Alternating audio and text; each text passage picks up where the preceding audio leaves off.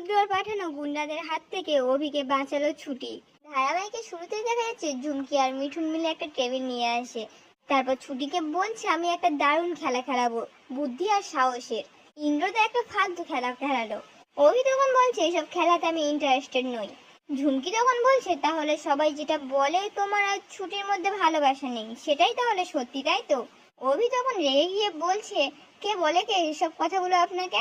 তখনই ঝুমকি বলছে তাহলে খেলো। অভি তো এবার প্রচন্ড রেগে গেছে আর বলছে নাও আমি খেলবো, এইসব টলারেট করতে পারবো না আমি। তারপর তো সকলে বসে পড়ে। ঝুমকি তখন খেলা স্টার্ট করে দেয়, একটা বোতল নিয়ে ঘুরিয়ে দেয়। বোতলের মুখটা প্রথমে মিঠুনের দিকে পড়ে। ঝুমকি তখন মিঠুনকে বলছে তুই একটা গান কর। মিঠুন তো এমন একটা গান ধরে, অভি বলছে আচ্ছা ঠিক আছে থাক, আবার খেলা স্টার্ট করো। ঝুমকি তখন আবার বোতলটা ঘুরিয়ে দেয়। এবারে তো বোতলের মুখটা অভির দিকে ঘোরে। ঝুমকি তখন অভিকে বলছে ট্রুথ না তেল নেবে?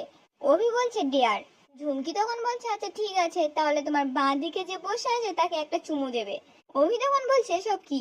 ঝুমকি তখন বলছে এটা খেলা, রুলস রুলস মানতেই হবে। অভি তখন ছুটির দিকে 5টা আঙুল দেখায়। ছুটি তখন অভির কানে কানে বলছে এটা কিন্তু ব্ল্যাকমেল হচ্ছে। তারপর তো ঝুমকির কোলের ওপর গিয়ে বসে অভিকে বলছে কি অভি, ঝুমকির মনের ইচ্ছাটা পূরণ করো। ঝুমকি তো তখন রেগে গিয়ে চিৎকার করে বলছে সেটা করতে গেলে তো তোকে নামতে হবে, নাম। অভি তখন ছুটির কাঁধের ওপর হাতটা রেখে হাতের ওপর কিস করে। ঝুমকি তখন ছুটিকে কোলের ওপর থেকে সরিয়ে দিয়ে বলছে এটা কি হলো? অভি তখন ঝুমকিকে বলছে আমার ওয়াইফাই বউ তো, তাই ওয়াইফাই কিস। এই বলে ছুটির কানে কানে বলছে ও কিন্তু কোনো একটা ষড়যন্ত্র করছে, সাবধানে খেলবে। তখনই ঝুমকি আবার বোতলটা ঘোরায় আর বোতলের মুখটা এবার ছুটির দিকে পড়ে। ঝুমকি তখন ছুটিকে বলছে তুই তো চিরকাল সত্য কথা বলিস, তুই এবার ট্রুথ নে দেখি। ছুটি তখন বলছে সত্যিটা বলবো।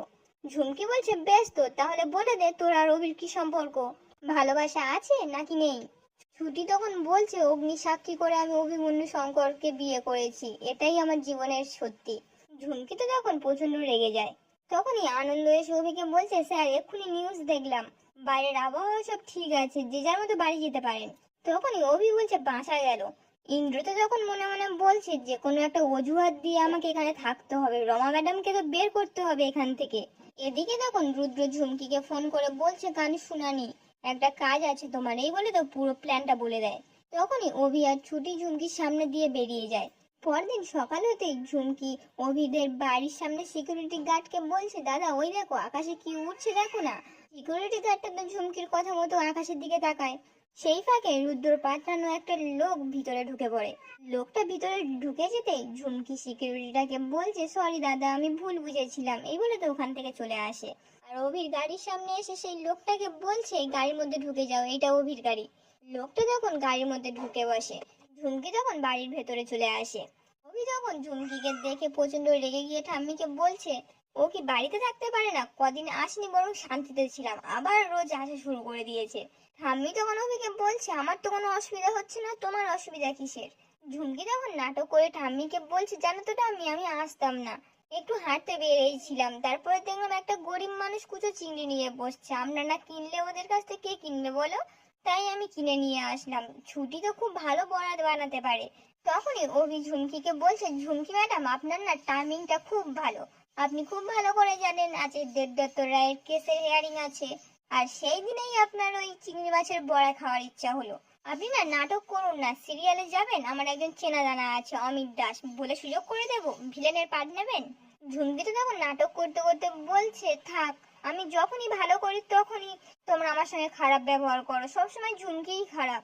এই বলে তো কাঁদতে শুরু করে।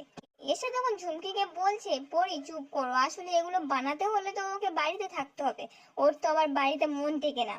তখনই ঠাম্মি বলছে আসলে আমাদের বাড়িতে নীতি হলো আমাদের বাড়িতে যদি কেউ কিছু খেতে যায় তাদেরকে না বলা হয় না। তখনই শিখা এসে ঝুমকিকে বলছে আমি তো ক্যানিং এর মেয়ে, আমাদের ওখানে ঘরের মধ্যে চিংড়ি ঢুকে পড়ে বর্ষাকালে, আমি খুব ভালো বানাতে পারি, আমার কাছে দাও। ঝুমকি তখন বলছে না ছুটি বানাবে। অভি তখন ছুটিকে বলছে ঠিক আছে আর কোনো অপশন নেই, তুমি বানাও আর তাড়াতাড়ি চলে আসবে, আসার সময় সাবিত্রী দিকে নিয়ে আসবে, আমি গেলাম। এই বলে তো চলে যায়। ছুটি তখন দৌড়ে গিয়ে অভিকে আস্তে আস্তে বলছে আপনার কাছে কিন্তু হিরে আছে, আপনার ওপর টার্গেট হতে পারে। আর ঝুমকিও সেই সময় বাড়িতে এলো, আমার কিন্তু খুব সন্দেহ হচ্ছে।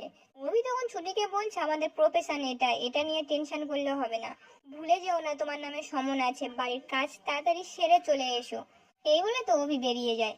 ছুটি তখন শত্রুবাকে এসে বলছে মা কি করতে হবে তাড়াতাড়ি বলো, শতরূপা তখন ছুটিকে বলছে, শান্ত হ, কি হয়েছে বল আমাকে। ছুটি তখন বলছে, অভি বেরিয়ে গেল তো আমার মনটা খুব খুঁতখুত করছে। শতরূপা তখন বলছে, তুই আমার ছেলের রক্ষা কবচ, তুই যা ছুটি, কাউকে কিছু বলতে হবে না, ওরা যা খাবে আমি সারাদিন ধরে বানিয়ে দেবো। ছুটি যখন আস্তে আস্তে বেরোতে যাবে তখনই ঠাম্মি বলছে, কি এরকম বেড়ালের মতো কোথায় যাচ্ছ। শতরূপা তখন স্বর্ণদাকে বলছে, মা আজকে ওর বাবার কেসে শুনানি আছে, ওকে যেতে দাও, বাড়ির বউ হিসেবে তো কাজ করবে, কিন্তু যদি না ভালো মেয়ে হতে পারে তাহলে কি ভালো বউ হতে পারবে। তখনই ঝুমকি বলছে, না না, তুই আমাকে আগে বড়া করে খাওয়াবি তারপর। শতরূপা তখন ঝুমকিকে বলছে, হ্যাঁ আমি করে দিচ্ছি, তুই যা ছুটি। ছুটিও তখন বাড়ি থেকে বেরিয়ে যায়। তখনই ঝুমকিও ছুটির পেছন পেছন বেরিয়ে যায়। এদিকে তখন অভি গাড়িটা নিয়ে বেরিয়ে যেতেই ছুটি ওখানে আসে। তারপর ছুটি স্কুটিটা নিয়ে বেরোবে তখনই ঝুমকি এসে ছুটিকে আটকায়। ছুটি তখন ঝুমকিকে বলছে, তুই জানিস আজকে আমার বাবার শুনানি আছে, তুই ছাড়, আমাকে যেতে দে। ঝুমকি তখন ছুটি স্কুটির পিছনে গিয়ে টেনে ধরে দাঁড়িয়ে থাকে। ছুটি তখন স্কুটিটা স্টার্ট দিয়ে ওখান থেকে বেরিয়ে যায়। ঝুমকি তখন মাটিতে মুখ থুবড়ে পড়ে যায়। আজকের এপিসোডটি এখানেই শেষ হয়ে যায়। কেমন লাগলো কমেন্টে জানাতে ভুলবেন না।